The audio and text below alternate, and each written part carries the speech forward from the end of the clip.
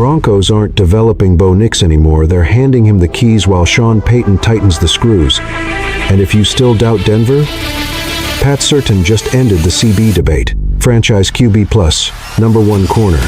So who's still calling this a rebuild?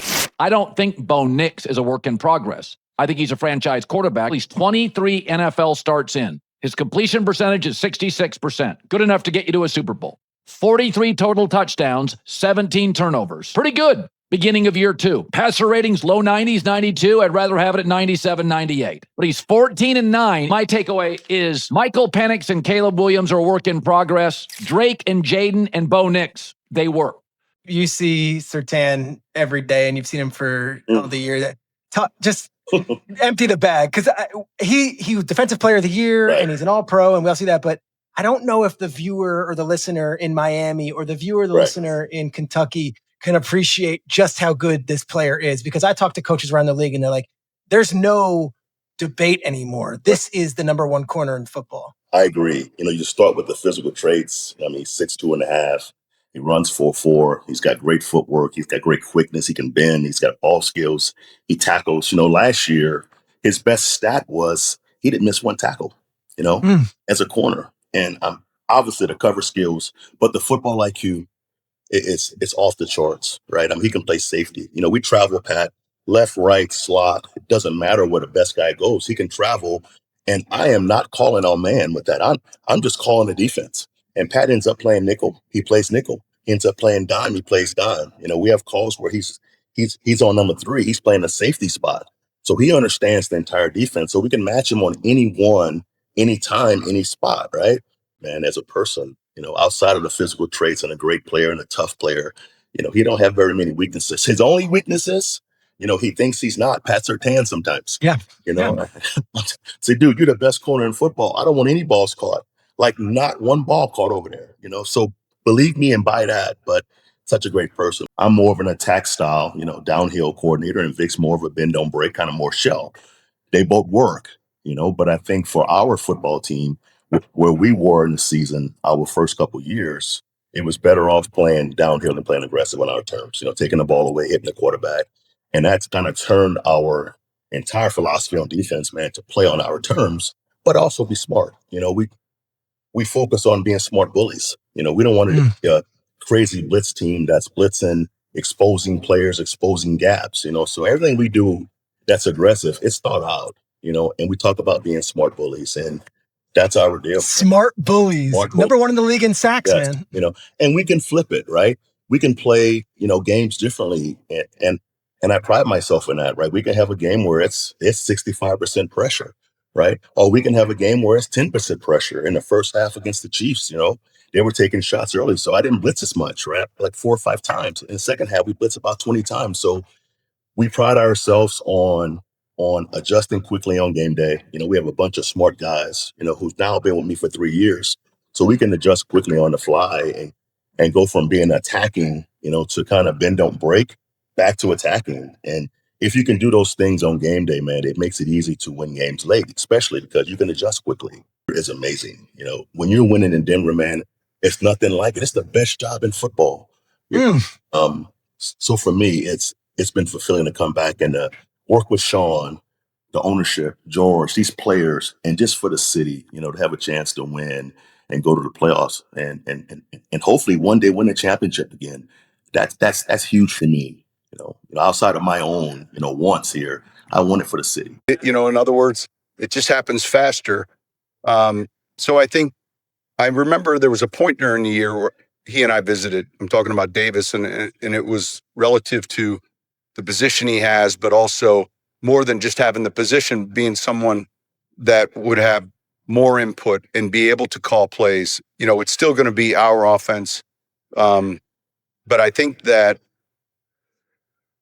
think it's easier to do as you get older and you look at how do we win more games? I've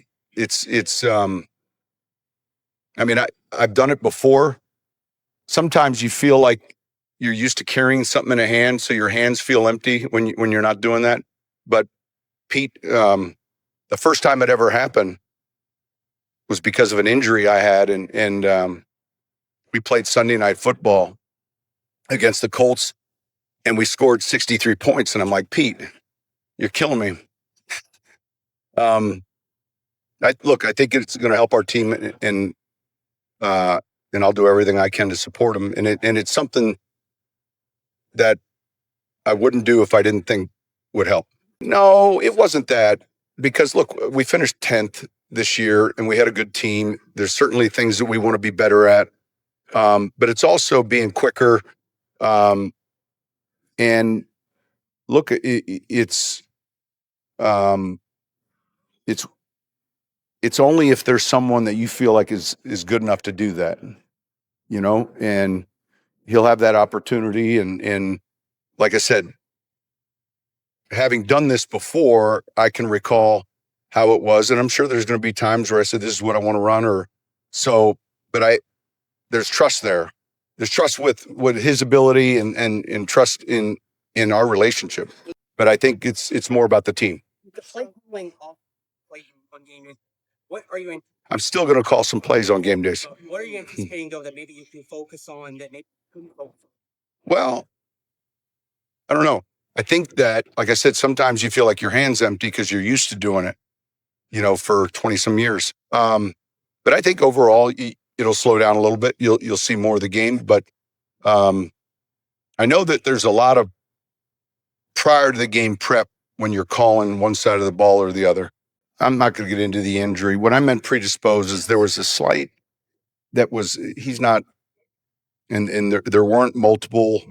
So I have a problem, and Mike, I apologize. I have a problem when someone's quoting me to him on a conference call and they're inaccurate and they're one of our locals that shouldn't be. All right, next question. Denver keeps getting called a rebuild, and that's the laziest take in football right now.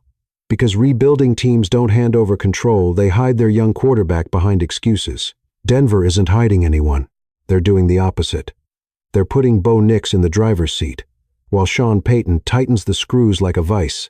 And if you're still not paying attention, Pat Surtain just walked into the league's cornerback debate and ended it. And it starts with a truth Denver is daring the league to admit out loud. Bo Nix isn't developing anymore. Here's the part the doubters hate. Bo Nix already plays like a franchise quarterback. Through his first 23 NFL starts, he's sitting around 66% completion. That's not potential. That's functioning offense. He's responsible for 43 total touchdowns with 17 turnovers. That's a ratio that wins games. His passer rating lives in the low 90s, about 92. And yeah, you want it closer to 97, 98 if you're dreaming of confetti. But the record doesn't care about your vibe. 14-9. Meanwhile, other young names around the league? Plenty of works in progress. Nix, he works. But here's the twist. Denver isn't letting Nix freestyle. They're giving him the keys, with Payton standing right behind him, watching every turn. This offseason, Payton made a move coaches talk about but almost never actually do. He's turning primary play calling over to offensive coordinator Davis Webb. Don't misunderstand what that means. This isn't Payton stepping back. This is Payton stepping higher. He's still building the plan, still shaping the identity. He's just putting another mind on the steering wheel so the offense can get sharper, faster, cleaner. Denver finished 14th in scoring last season good, not deadly. And Payton's message is clear. Good is where teams go to die quietly. He's chasing what he calls meat on the bone, points left on the field, plays left unfinished, drives that should have been touchdowns. And if the offense is becoming a machine, the defense is becoming something worse for opponents, a nightmare with a face. That face is Pat Surtain. Ask coaches around the league, and you hear the same thing. There's no debate anymore. Pat Surtain is the no, one corner in football. Look at the build, 6'2½", runs 4.4, footwork like a knife fight, ball skills, and he tackles. Last year, his cleanest flex might be the simplest. Not a single missed tackle as a corner. And the scary part? It's not just coverage, it's IQ. He can play outside, travel left or right, slide into the slot, even rotate into safety looks. Wherever the best threat lines up, Surtain follows. Defensive Player of the Year, All-Pro. And still, he sometimes doesn't act like it, like he forgets what he is. Denver's message to him should be blunt. Stop doubting yourself because quarterbacks stopped doubting you a long time ago. They just stopped throwing there. And speaking of sacks, this is where Denver turns from interesting to dangerous. Because the Broncos don't just defend, they hunt. Denver's defensive identity isn't chaos. It's calculated violence. Their phrase says everything. Smart bullies. They finished, 1 inch the league in sacks, 68 inches the season. Not because they mindlessly blitz, but because they can change shape mid-fight. 1 week it's pressure heavy. The next week, they barely send extra bodies, then flip the switch late and suffocate you when the game is on the line. That's the part that breaks teams. Not one big hit, the slow collapse. The pocket shrinking, the reads disappearing, the crowd rising. And suddenly your offense looks old, tired, and small. So now ask yourself if you've got a quarterback who works, and a corner who erases your best weapon. Who's still calling this a rebuild? This is what people miss. Rebuilding teams talk about the future. Denver talks about musts, about execution, about finishing, about taking what's already good and making it ruthless. Bo Nix isn't being protected by training wheels, he's being trusted with responsibility. Payton isn't loosening the grip, he's redesigning the system to squeeze more out of every snap. And Surtain? He's the kind of defender that makes an entire game plan rot from the inside. Franchise QB. No. 1 corner. League-leading pass rush. So here's the controversial question that should make the NFL uncomfortable. If Denver isn't rebuilding, then who exactly is safe? Next, we're breaking down the one matchup that exposes Denver's only real weakness and the one move Payton could make that turns this team from playoff threat into a Super Bowl problem. Yo, mic check 1 to 2, -1, -2. Game over for this video, folks. Smash that like button, drop a comment, and subscribe to stay in the huddle for more. This is NFL Madness, bringing the heat and signing out.